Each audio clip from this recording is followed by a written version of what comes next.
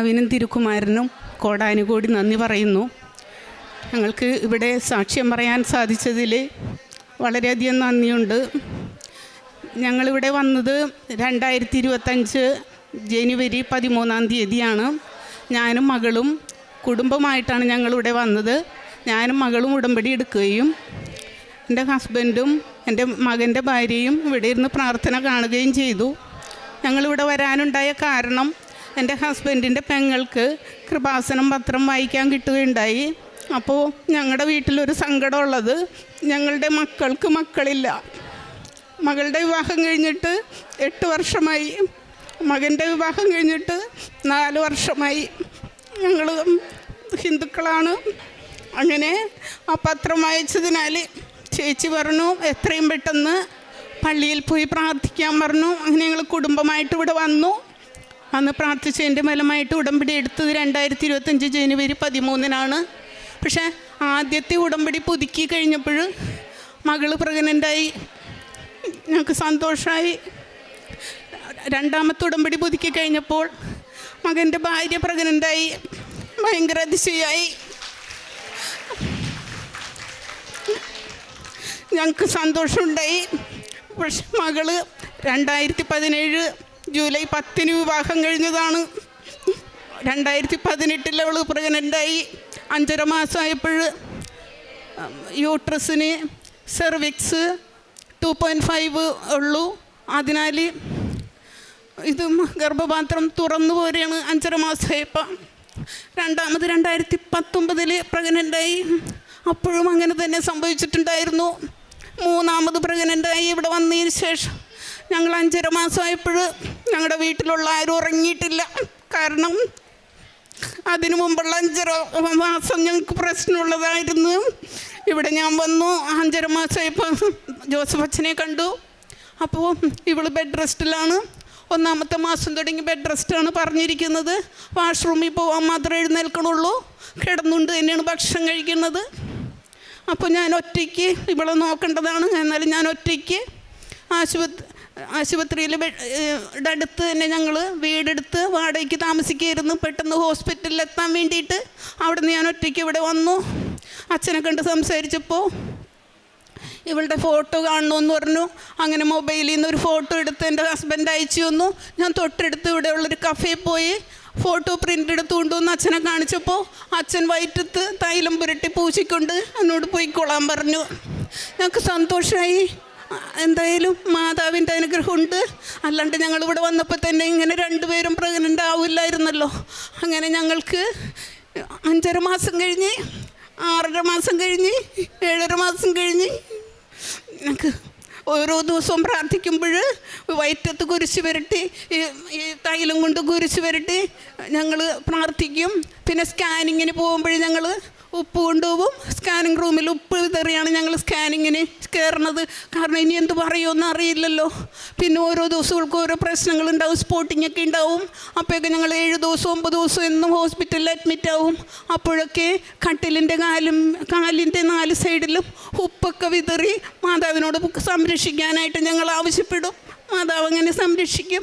സന്ധ്യാനേരത്തെ എല്ലാ ദിവസവും ആശുപത്രിയിൽ 8 ദിവസം 9 ദിവസം കിടക്കുകയാണെങ്കിലും സന്ധ്യയ്ക്കും രാവിലത്തെ 5:30 ഡെയിലി ബ്രെഡും ആശുപത്രിയിൽ ഒരു മടിയും കൂടാണ്ട് ഞങ്ങൾ ആളുകളുടെ മുന്നിലും മുട്ടുകുത്തി പ്രാർത്ഥിച്ചിട്ടുണ്ട്.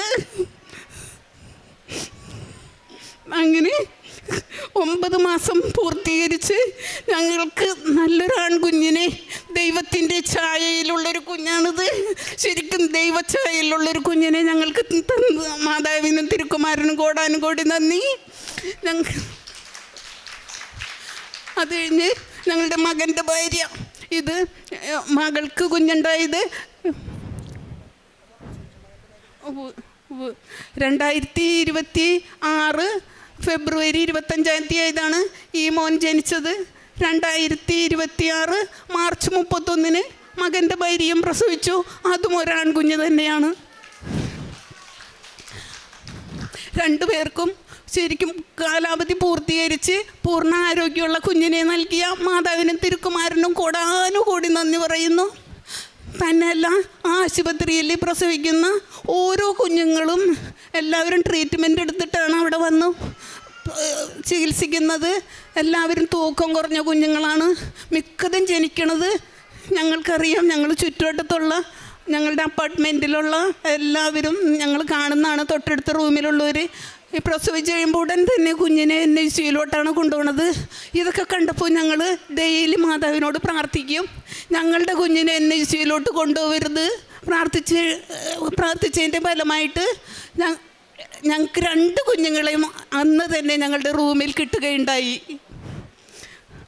ഞങ്ങൾ പത്രം വാങ്ങിച്ചൊക്കെ കൊടുക്കണമെന്ന് പറഞ്ഞാൽ ഞാൻ ഇവിടുന്ന് 5 കെട്ട് പത്രമൊക്കെ വാങ്ങിച്ചുകൊണ്ട് പോകും. എനിക്ക് പത്രം കൊടുക്കാൻ യാതൊരു ബുദ്ധിമുട്ടുമില്ല. കാരണം ഞങ്ങൾ ഹോസ്പിറ്റലിൻ്റെ തൊട്ടരികിലാണ് താമസിക്കുന്നത്. അതിനാൽ പത്രവിതരണം ഞങ്ങളുടെ ഈ ഞങ്ങൾക്കുണ്ടായ അനുഭവം പറഞ്ഞുകൊണ്ടാണ് വിതരണം ചെയ്യുന്നത്. എല്ലാവരും വാങ്ങിക്കും. പിന്നെ എൻ്റെ അടുത്ത് പത്രം ചോദിച്ച് വരാൻ തുടങ്ങിയ ആൾക്കാർ, എന്നെ കാണുമ്പോൾ കൃപാസനം എന്ന് വിളിക്കുന്ന ചില ആളുകൾ വരെ ഇപ്പോൾ ഉണ്ട്. എല്ലാവർക്കും പ്രാർത്ഥന ആവശ്യപ്പെടാറുണ്ട്. ഞാൻ പ്രാർത്ഥിച്ചതിൻ്റെ ഫലമായിട്ട് ഒരു ദമ്പതികൾക്ക് കുഞ്ഞുണ്ടായിട്ടുണ്ട്. അവർ വിളിച്ച് നന്ദി പറഞ്ഞപ്പോൾ ഞാൻ എൻ്റെ മാതാവിനും നന്ദി പറയുകയുണ്ടായി. കാരുണ്യ പ്രവൃത്തികളായിട്ട് ഞാൻ ചെയ്യണത്, ഞങ്ങൾ മൂവാറ്റുപുഴയാണ് ഒരു കൊല്ലമായിട്ട് താമസിക്കുന്നത്. അത് കാരണം മൂവാറ്റുപുഴ താലൂക്ക് ആശുപത്രിയിൽ കൂട്ടിരിപ്പ് രോഗികളുടെ കൂട്ടിരിപ്പുകാർക്ക് എല്ലാ മാസവും ഭക്ഷണം കൊടുക്കുന്നുണ്ട്. കൂടാതെ വൃദ്ധസദനത്തിൽ ഇപ്പം ഭക്ഷണത്തിനൊക്കെ വലിയ ബുദ്ധിമുട്ടൊന്നുമില്ല. ആയതിനാൽ ഫ്രൂട്ട്സ് വാങ്ങുന്നതിനുള്ള ക്യാഷാണ് ഞങ്ങൾ കൊടുക്കുന്നത്. കൂടാതെ എൻ്റെ അടുത്ത് പ്രാർത്ഥന ആവശ്യപ്പെടുന്നവർക്ക് കൊന്തയും ബൈബിളും കാശുരൂപവും വാങ്ങിച്ച് ഞാൻ കൊടുത്തുണ്ടും അവർക്ക് പ്രാർത്ഥന പഠിപ്പിച്ചു കൊടുക്കുമായിരുന്നു. അതിൻ്റെ ഒരു ഗ്രൂപ്പ് തന്നെ എൻ്റെ കയ്യിലുണ്ട്. അവരെല്ലാവരും വിളിച്ച് എന്നെ നന്ദി പറയുമ്പോൾ ഞാൻ അപ്പോൾ തന്നെ എൻ്റെ മാതാവിനും തിരുക്കുമാരനും നന്ദി പറയും. ഞങ്ങൾക്ക് ഇത്രയും അനുഗ്രഹം, ഞങ്ങളുടെ വീടിന് ഈ ഒരു സന്തോഷക്കുറവേ ഉണ്ടായിരുന്നുള്ളൂ. ഞങ്ങളുടെ വീട്ടിന് ഇരട്ടി സന്തോഷമാണ് തന്നത്. മക്കൾക്ക് മക്കളെ തന്ന് അനുഗ്രഹിച്ച എൻ്റെ മാതാവിനും തിരുക്കുമാരനും കൂടി നന്ദി പറഞ്ഞുകൊണ്ട് ഞാൻ എൻ്റെ സാക്ഷി അവസാനിപ്പിക്കും. 2025 ജനുവരി 13 ഞാനും അമ്മയും ഇവിടെ വന്ന് ഉടമ്പടി എടുക്കുന്നത്. ആദ്യത്തെ 3 മാസം ഞങ്ങൾക്ക് പ്രത്യേകിച്ചൊന്നും സംഭവിച്ചില്ല. പിന്നെ ഉടമ്പടി പുതുക്കാൻ ഏപ്രിലിൽ വന്ന സമയത്ത് എൻ്റെ കയ്യിൽ ഒരു ജോബ് ആപ്ലിക്കേഷൻ്റെ ഡീറ്റെയിൽസും എൻ്റെ സർട്ടിഫിക്കറ്റിൻ്റെ കോപ്പിയും ഉണ്ടായിരുന്നു. അത് വെച്ച് ഞാൻ ജോസഫ് അച്ഛനെ കാണാനുള്ള അനുവാദം വാങ്ങി. അതിനുവേണ്ടി ഇവിടെ ക്യൂ നിൽക്കുന്ന സമയത്ത് ഞാൻ മാതാവിനോട് പ്രാർത്ഥിച്ചുകൊണ്ടിരുന്നു, മാതാവേ എനിക്കിത് മാത്രമല്ല, എനിക്കൊരു കുഞ്ഞിനെ വേണം. പക്ഷേ അതിനുള്ള ഡോക്യുമെൻറ്റ്സ് ഒന്നും ഞാൻ കൊണ്ടുവന്നിട്ടില്ല. അതുകൊണ്ട് അച്ഛനെ കാണാൻ അച്ഛനോട് എനിക്കത് പറയാൻ സാധിക്കില്ല, അത് ഞാൻ മാതാവിനോട് നേരിട്ട് പറയുകയാണ് എന്ന് പറഞ്ഞു.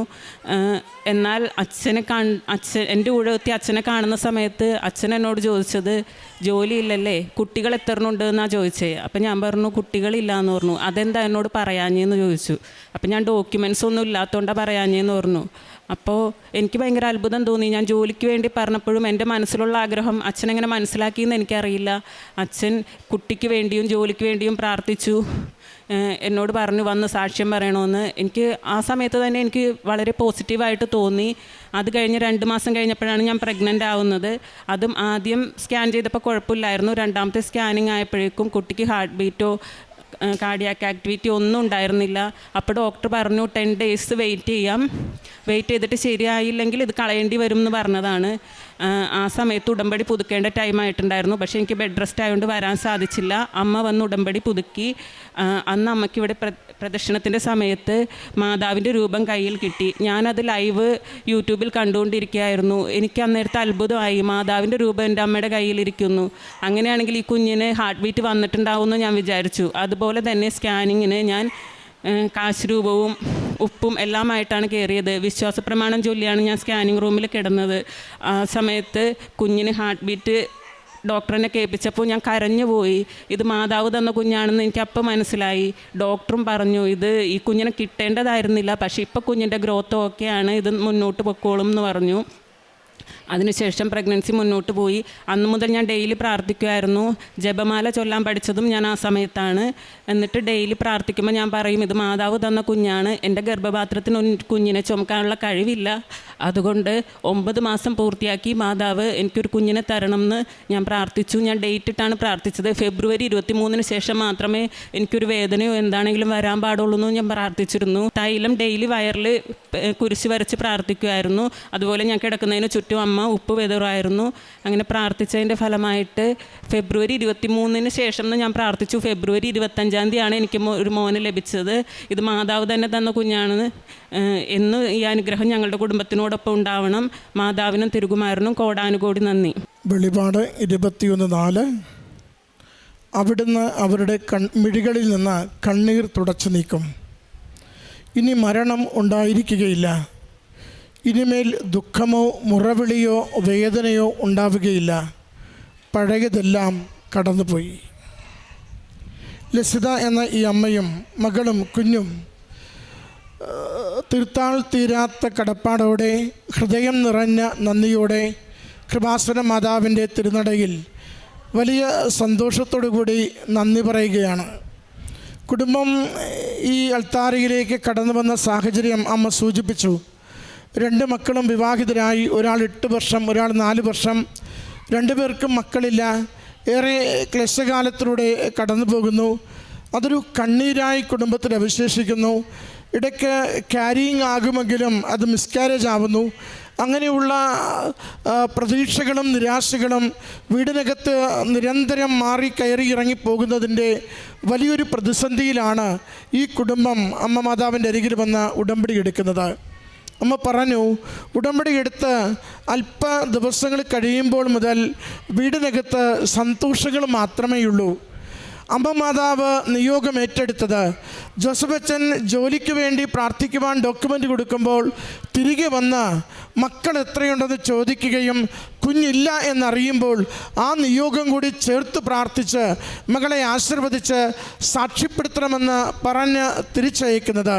പ്രിയമുള്ളവരെ, അമ്മ മാതാവിൻ്റെ അരികിലേക്ക് ഒരു വിഷയം സമർപ്പിക്കുവാൻ ജോസഫ് അച്ഛൻ പോകുമ്പോൾ അമ്മ കൃത്യമായും അവിടുന്ന് ഒരു കമ്മ്യൂണിക്കേഷൻ മെസ്സേജ് പാസ് ചെയ്യാറുണ്ട്. അതുകൊണ്ട് ഈ അൾത്താരയിൽ അച്ഛൻ ആശീർവദിക്കുന്ന നിമിഷങ്ങളിൽ അച്ഛൻ ഇവിടുന്ന് നമ്മൾ കുമ്പസാരിച്ചൊരുങ്ങി വിശുദ്ധിയോടുകൂടി വളരെ വിശ്വസ്തതയുള്ളൊരു നിയോഗമാണ് അച്ഛൻ്റെ കരങ്ങളിൽ ഏൽപ്പിച്ച് വിടുന്നതെങ്കിൽ അച്ഛൻ അമ്മ മാതാവിൻ്റെ അരികിൽ പോയി പ്രാർത്ഥിച്ച് തിരികെ വന്ന ഒരു കമ്മ്യൂണിക്കേഷൻ തരും. നമ്മളത് മനസ്സുകൊണ്ട് ആഗ്രഹിക്കുന്നതും ഒരുപക്ഷെ പുറത്ത് പറയാത്ത വിഷയമാണെങ്കിലും അമ്മ അത് അച്ഛനോട് കമ്മ്യൂണിക്കേറ്റ് ചെയ്തിട്ട് കൺഫേം ചെയ്യാൻ പറയും. ആ കൺഫർമേഷനാണ് ശരിക്കും മകളെ അച്ഛന് കണ്ട സമയത്ത് ചെയ്യുന്നത്. അവൾക്ക് കുഞ്ഞുങ്ങളില്ല എന്നത് അച്ഛന് കിട്ടിയ കമ്മ്യൂണിക്കേഷനാണ്. അത് മോളോട് വന്ന് കൺഫർമേഷൻ എടുത്തിട്ട് അത് സമർപ്പിച്ച് പ്രാർത്ഥിച്ച് ശാക്തീകരിച്ച് വിടുകയാണ്. പ്രിയമുള്ളവരെ, ഒന്നും അമ്മ മാതാവിൻ്റെ തിരുനടയിൽ അസാധ്യമല്ല. ഏത് വിഷയത്തിന്മേലും ദൈവം കയ്യൊപ്പ് ചാർത്തിക്കൊണ്ട് അനുഗ്രഹം നിരന്തരം നൽകിക്കൊണ്ട് ജീവിതങ്ങളെ ദൈവത്തിങ്കിലേക്ക് അടുപ്പിക്കുകയും പ്രശ്നങ്ങളെ പരിഹരിച്ചുകൊണ്ട് ദൈവനാമം മഹത്വപ്പെടുത്തുവാനായി ഓരോരുത്തരെയും സഹായിക്കുകയും ചെയ്യും. ഇതൊരു അക്രൈസ്തവ കുടുംബമാണ്. അമ്മയെ അറിഞ്ഞ നിമിഷം മുതൽ അമ്മയോടും ഈശ്വരനാഥനോടും അവരുടെ ആത്മശരീരങ്ങളെ ചേർത്ത് വെച്ച് അവർ പ്രാർത്ഥിക്കുന്നതും ജീവിക്കുന്നതും വിശ്വാസത്തോടെ ഉടമ്പടി നേർച്ച വസ്തുക്കൾ പ്രയോഗിക്കുന്നതും എങ്ങനെയെന്ന് 2 പേരും വാക്കുകളിലൂടെ സാക്ഷ്യപ്പെടുത്തി. നമുക്ക് ഒന്ന് മാത്രമേ ഉള്ളൂ, അമ്മയിൽ ശരണപ്പെടുക, വിശ്വസിച്ച് ജീവിതത്തെ ഏൽപ്പിച്ചു കൊടുക്കുക, വിശ്വസ്തതയുടെ ഉടമ്പടി ജീവിക്കുക. എത്ര വലുതും എത്ര അസാധ്യമായതും എത്ര കാലപ്പഴക്കമുള്ളതും അമ്മ നമുക്ക് വേണ്ടി ഈശോയിൽ നിന്ന് നേടിത്തരും. ഈ കുടുംബത്തിന് ലഭിച്ച 2 കുഞ്ഞുങ്ങളെ പ്രതി അമ്മ മാതാവിനും ഈശോയ്ക്ക് നന്ദി പറഞ്ഞ് കരങ്ങളടിച്ച് ഈ സാക്ഷ്യം സമർപ്പിക്കാം. അത്യപൂർവ ദൈവാനുഭവങ്ങൾ ഇനി നിങ്ങൾക്കും സ്വന്തം. ഈ യൂട്യൂബ് ചാനൽ ഇതുവരെ സബ്സ്ക്രൈബ് ചെയ്തിട്ടില്ലെങ്കിൽ ഇപ്പോൾ തന്നെ സബ്സ്ക്രൈബ് ചെയ്യുക. ഈ വീഡിയോ ഇപ്പോൾ തന്നെ നിങ്ങളുടെ സുഹൃത്തുക്കൾക്ക് ഷെയർ ചെയ്തുകൊണ്ട് കർത്താവിൻ്റെ പ്രേക്ഷിതരാകുക.